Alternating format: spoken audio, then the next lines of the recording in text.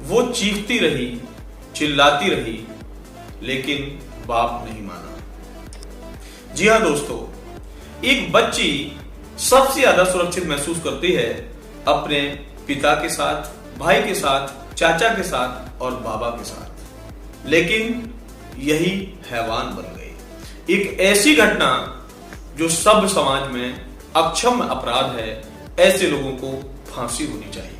नमस्कार दोस्तों, मैं हूं विनीत त्रिपाठी और आपके सामने हाजिर हूं एक नई कहानी को लेकर जो सच्ची घटना है और वास्तव में इस प्रकार की घटनाएं हमें सजग करती हैं कि हम अपने आसपास हो रही घटनाओं के प्रति अपने आंख कान के दरवाजे खुले रखें। यह घटना है अपने देश के महाराष्ट्र राज्य की। महाराष्ट्र में एक शहर है पुणे। पुणे के वुड गार्डन थाना क्षेत्र में एक पब्लिक स्कूल है। उस पब्लिक स्कूल में 18 मार्च 2022 को गुड टच और बैड टच के बारे में बताया जा रहा था। एक सामान्य सी घटना है, अधिकांश विद्यालयों में इस प्रकार के घटनाक्रम होते हैं।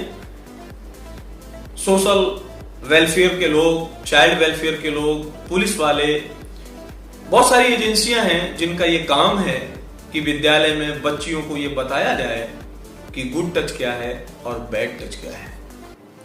ये पूरा घटनाक्रम चल ही रहा था कि स्वाति अचानक रोने लगी। जब उसने रोना शुरू कर दिया, उस लड़की की उम्र लगभग 11 से 12 वर्ष थी। जब उसने रोना शुरू कर दिया तो लोगों को शक हुआ। महिला समाख्या की जो महिला अधिकारी थी, उन्होंने उस लड़की को लिया और एक कमरे में ले गई और उससे पूछा कि बेटा ऐसा क्या है कि ये सब सुनने के बाद तुम रोना शुरू कर दी हो? अगर कोई बात है तो तुम मुझे बता सकती हो। उस बच्ची ने बताया कि आप जिस गुड टच और बैड टच के बारे में बात कर रही हैं, ये बैड टच मेरे साथ लगातार हो रहा है। जी हाँ, वो लड़की एक बहुत गरीब परिवार की है। उसका पूरा परिवार बिहार का रहने वाला है जो महाराष्ट्र में काम के सिलसिले में आया है। अधिकांश लोग मजदूरी करते हैं। एक छोटी सी बच्ची एक दिन अपने घर में अकेली थी। 2 से 2.5 साल पहले की यह घटना है। उस समय लड़की की उम्र लगभग 8 साल के आसपास रही होगी। उसका बाप घर में आया, बहुत ज्यादा नशे में था और उसने लड़की को बेतरतीब तरीके से चूमना शुरू कर दिया। बेचारी समझ ही नहीं पाई कि यह हो क्या रहा है और पिता ने उसके साथ वो सब किया जो उसे नहीं करना चाहिए था।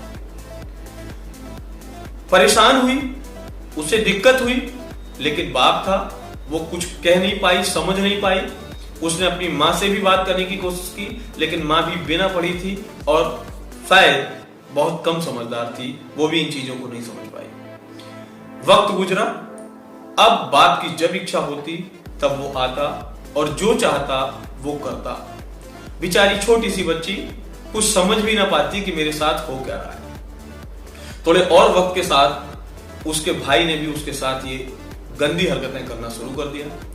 अब एक छोटी सी मासूम बच्ची जिसके परिवार में ही हैवानों की संख्या बहुत ज्यादा थी, वो समझ नहीं पा रही थी मेरे साथ ये हो क्या रहा है। जब ये घटनाक्रम महिला अधिकारी को पता चला तो उसने तत्काल वुड गार्डन थाने में इसकी सूचना दी और एफआईआर दर्ज कराई गई। एफआईआर जब दर्ज कराई गई और इंस्पेक्टर अश्वनी सतपुते ने इंक्वायरी करना शुरू किया तो पता चला, उस बच्ची ने बताया कि जब वो घर में होती है और अकेली होती है, यदि उसका बाबा उसके घर में होता है तो वो भी उसके साथ वही गंदी हरकतें करने का प्रयास करता है।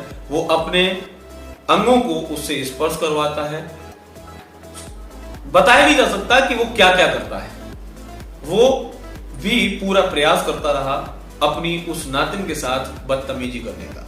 उसका एक चाचा भी वहां रहता है। जब उसे मौका मिला तो लगभग उसने ही वैसी पूरी हरकतें की।